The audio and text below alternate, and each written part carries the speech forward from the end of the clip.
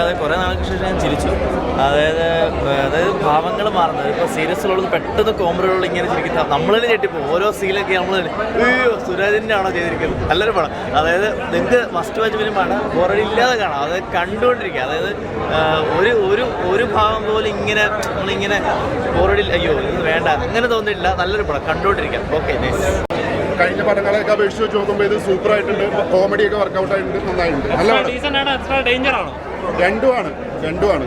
അപ്പോൾ എന്തായാലും ഫാമിലിക്ക് കയറാൻ പറ്റിയ നല്ലൊരു മൂവിയാണ്. ഫാമിലി എന്തായാലും കാണണം. നല്ല പടമാണ്. കോമഡി ഉണ്ട്, കൊള്ളാം.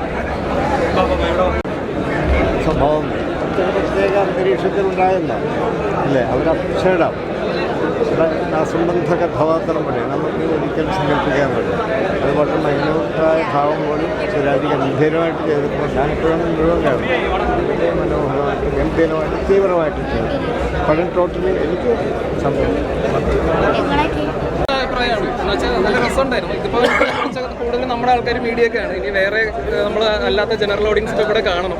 പക്ഷേ നമ്മൾ അഭിനയിച്ച സമയത്ത് കാണുന്നതല്ലാണ്ട് നമ്മൾ ആ പടം ഫുള്ളായിട്ട് തിയേറ്ററിൽ കാണുമ്പോൾ വിത്ത് മ്യൂസിക് എഡിറ്റിംഗ് എല്ലാം കാണുമ്പോൾ വേറൊരു ഫീലാണ്. അപ്പോൾ അങ്ങനെ ആദ്യമായിട്ട് ഞാനും കാണുന്നത് ഭയങ്കര ഇൻട്രസ്റ്റിംഗ് ആയിട്ട് തോന്നിയത്.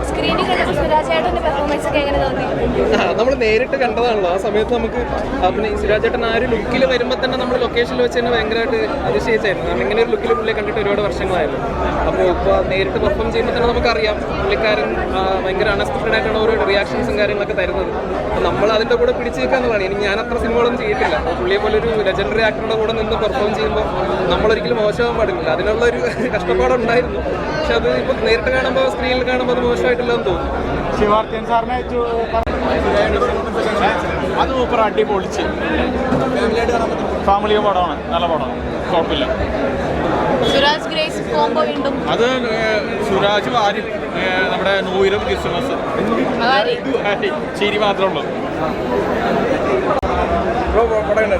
പടം ഒരു രക്ഷയില്ല. സുരാജേട്ടൻ ബോക്സ് ഓഫീസ് തൂക്കി, അത്രേ ഉള്ളൂ. സിമ്പിളായിട്ട് ഒറ്റ വാക്കിൽ പറഞ്ഞു കഴിഞ്ഞാൽ ക്ലൈമാക്സ് പൊളിച്ചു. ഞെട്ടിക്കുന്ന ക്ലൈമാക്സ് ആയിരുന്നു. ഒരിക്കലും പ്രതീക്ഷിക്കാത്ത ക്ലൈമാക്സ് ആയിരുന്നു. ഓരോ സീൻസും അൺപ്രഡിക്റ്റബിൾ ആണ്.